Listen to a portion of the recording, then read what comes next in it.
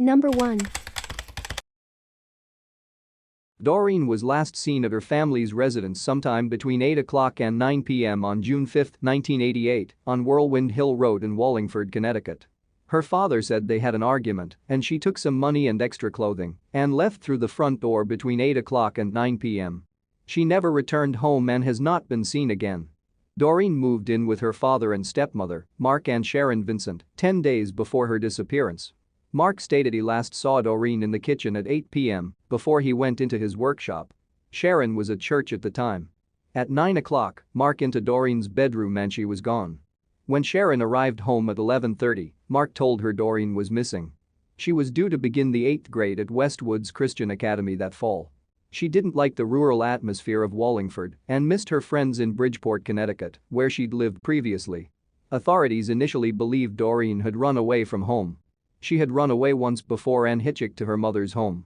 Mark was known for his violent temper, and his account of the day Doreen went missing was inconsistent.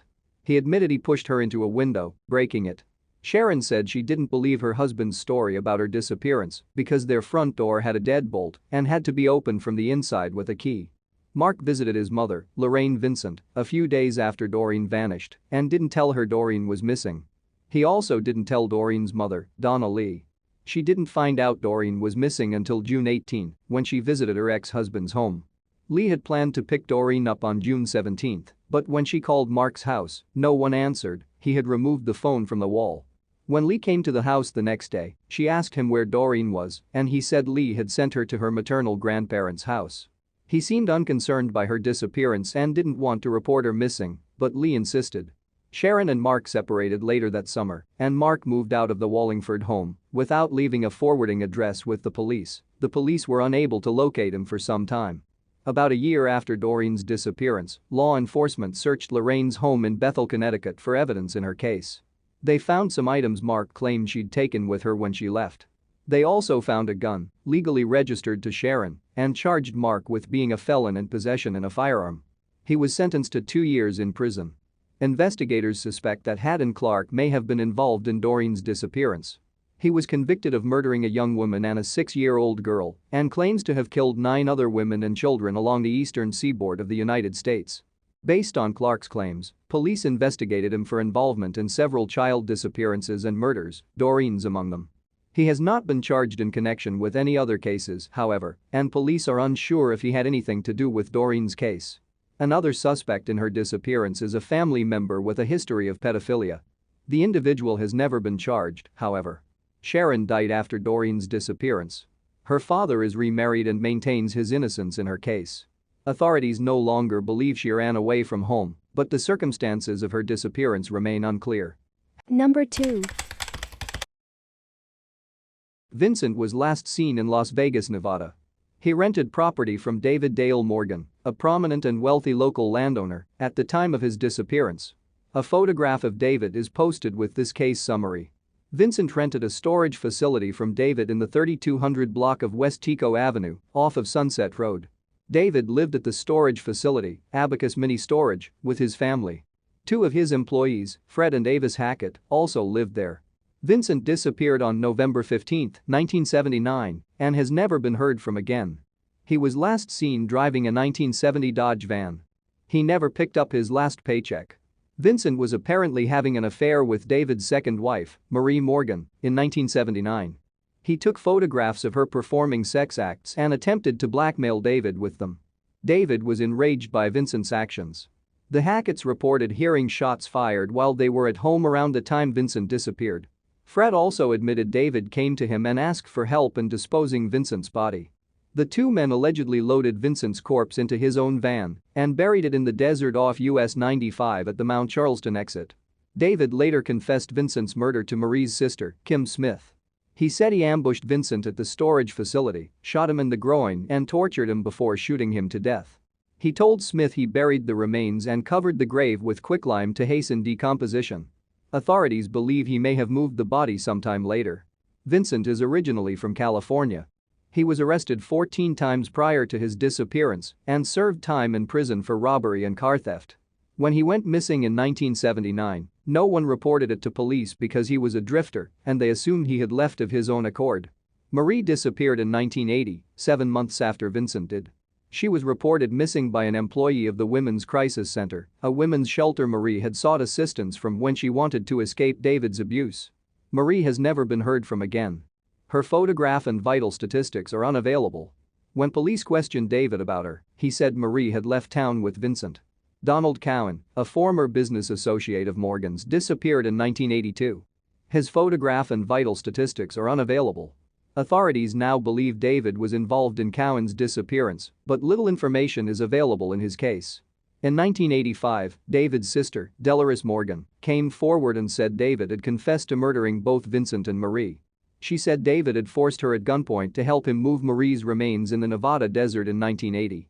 They buried the body along Highway 95 past Indian Springs, Nevada, near mile marker 124. Delores says her brother forced her to move the body again several months later. He covered Marie's gravesite with cement.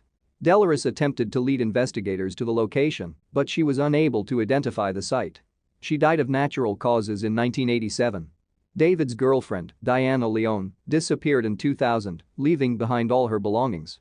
David had been arrested several times for abusing her, but Leone refused to cooperate with authorities, and the charges were dropped in each incident. Leone has never been heard from again. David has not been charged in connection with Cowan, Marie and Leone's cases, but he is considered to be the prime suspect in both disappearances.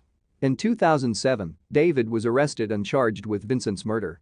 The case was dropped in December 2012, however, as Fred Hackett, one of the key witnesses, had died of natural causes, and without his testimony, there was insufficient evidence to bring David to trial. Vincent's remains have never been found, but foul play is suspected in his case due to the circumstances involved.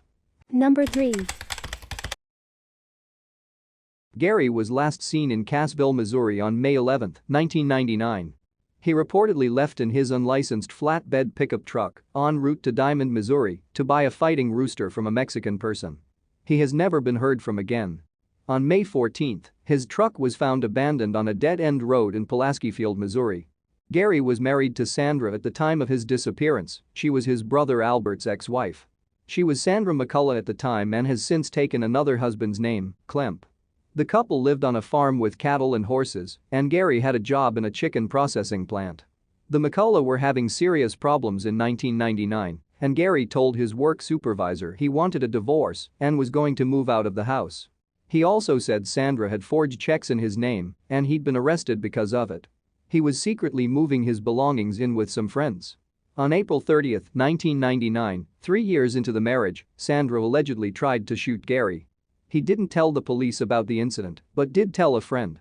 Gary disappeared less than 2 weeks later. Sandra did not report him missing for 2 days, and then only after 2 sheriff's deputies visited her home on another matter. She refused to cooperate with the police in the investigation. Sandra contradicted Gary's statements and claimed their marriage was a happy one, but she was having an affair with Christopher Klemp at the time of Gary's disappearance, something Christopher later admitted to the police. Gary was allegedly aware of the affair. Within a few days of Gary's disappearance, Christopher had moved in with Sandra. In June 1999, authorities charged Christopher with conspiracy to commit murder. He allegedly tried to hire someone to kill Gary. The charge was dropped for lack of evidence in August 1999, however. Christopher and Sandra married each other in May 2000, 1 month after she obtained a divorce from Gary. Christopher was Sandra's 4th husband. Gary's brother Albert had been her 2nd, and Gary was her 3rd. Sandra has 6 daughters.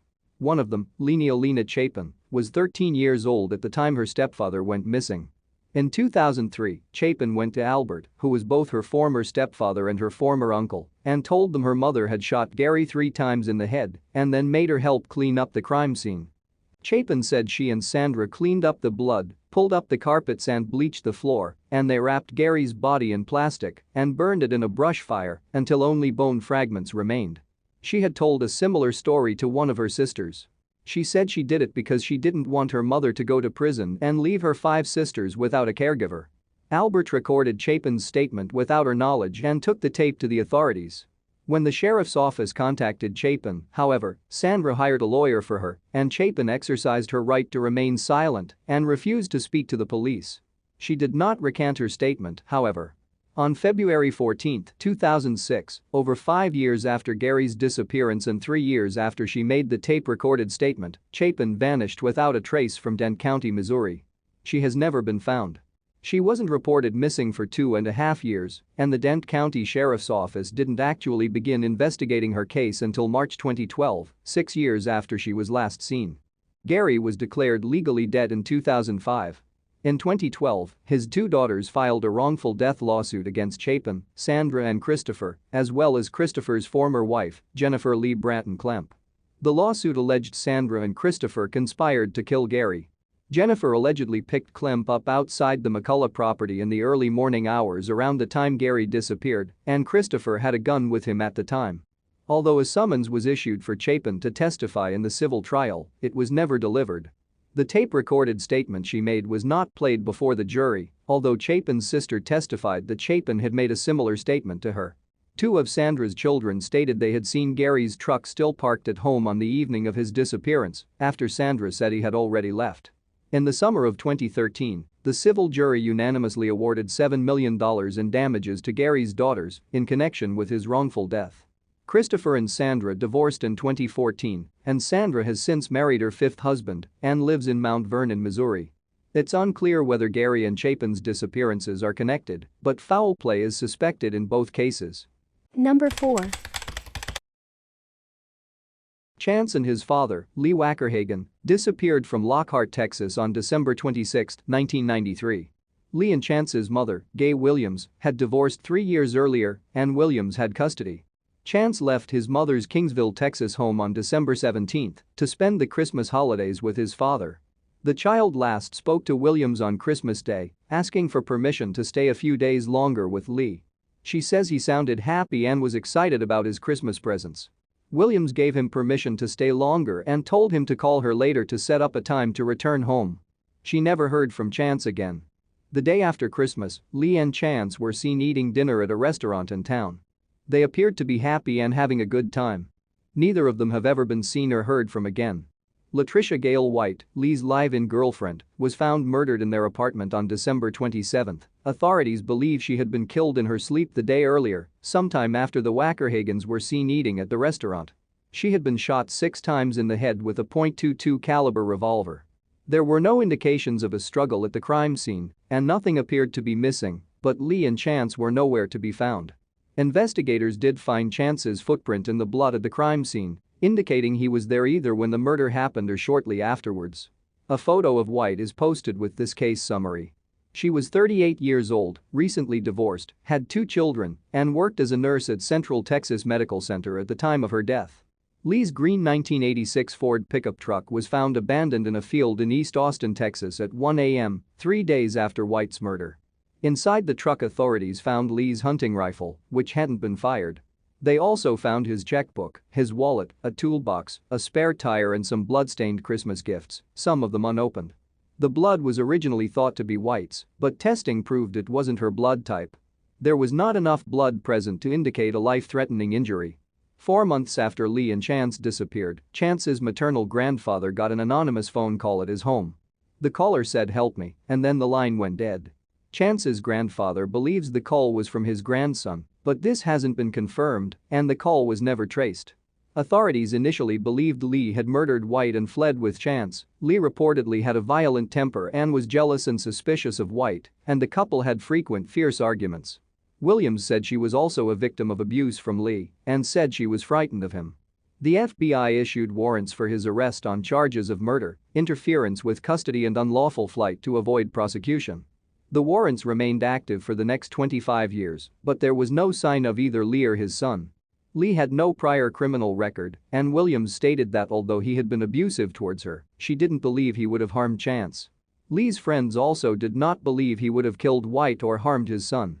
In the spring of 2016, authorities reopened the case and announced they had evidence that both Lee and Chance were victims of foul play. There has been no indication of their whereabouts since 1993. Investigators believe White's murder was probably a crime of passion committed by someone who had a close relationship with one or more of the victims.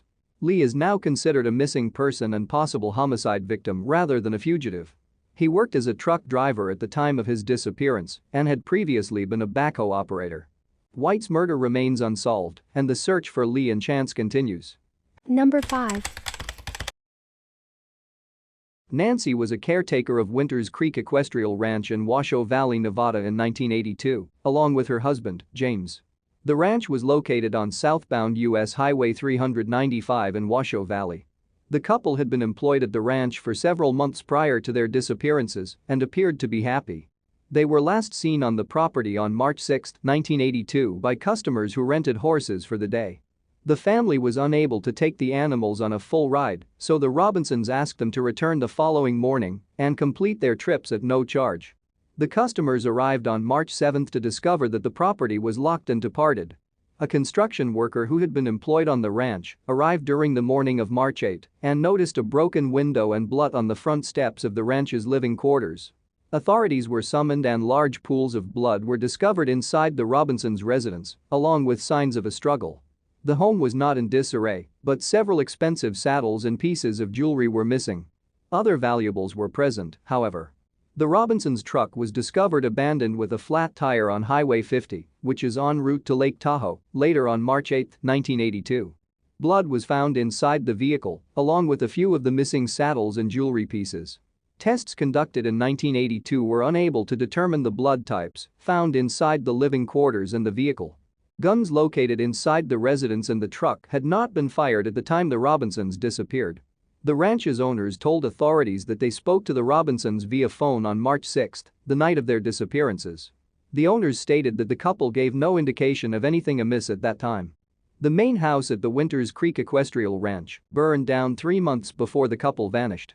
Both Nancy and James were scheduled to take polygraphs about the fire but disappeared before they could meet their appointments.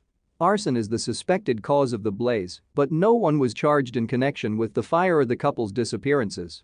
Neither of the Robinsons have been seen again. Foul play is suspected in their cases. Number 6. Himes was last seen in Coral Gables, Florida on September 14, 1965. The previous month, she had learned she was pregnant. She was unmarried at the time, and there was considerable social stigma attached to having an illegitimate child.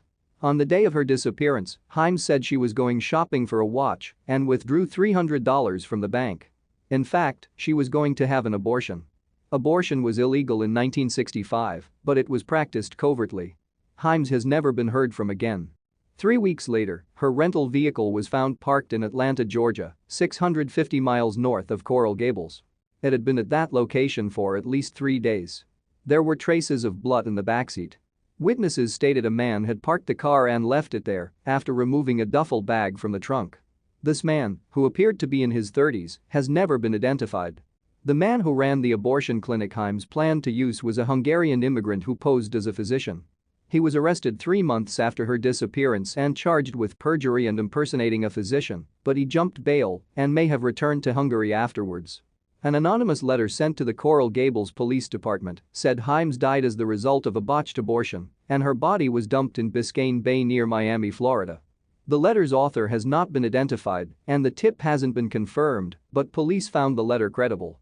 In the years since Himes disappeared, there have been tips that she is alive and living in Omaha, Nebraska. None of the stories have been confirmed. Himes was employed as a medical technician at the time of her disappearance.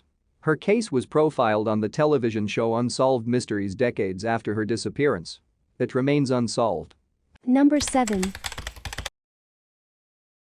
Alan was last seen in Philadelphia, Pennsylvania on December 13, 1985. Every day his mother would call home from work at 7:30 a.m. to make sure he and his sister were awake and getting ready for classes at Bartram High School. When she called that morning, no one answered. She called again at 3:30 p.m., an hour after school was out, and still no one answered. Alan's mother was working 2 jobs at the time and didn't arrive home until 11:30 p.m. She discovered Alan's sister had come home at 11 p.m., but she was locked out because only Alan had the house keys, so she had gone to her grandmother's home. He has never been heard from again. There are reports that Alan's school closed early on the day of his disappearance. His mother doesn't believe he went to school at all that day, but police records indicate he was at school at some point during the day, along with a friend. The two of them rode the subway around Philadelphia all day, then came back to their own neighborhood by bus. Allen's friend stated he last saw him exiting the bus at Woodland Avenue, and Allen told him he was going to see a female friend. This is the last confirmed sighting of him. Authorities don't believe Allen ran away from home. He left all his clothes behind, as well as $50 his mother gave him as a birthday present, and he had not spoken of any plans to leave home. His mother stated his hobbies in 1985 included rap music and basketball, and she described him as a picky eater. Authorities have attempted to re-interview Allen's friends in recent years, but owing to the passage of time many of them cannot be located. Allen's case may be linked to the disappearance of Christine Green, who was also a student at Bartram High School and also disappeared in 1985. Neither case has been solved.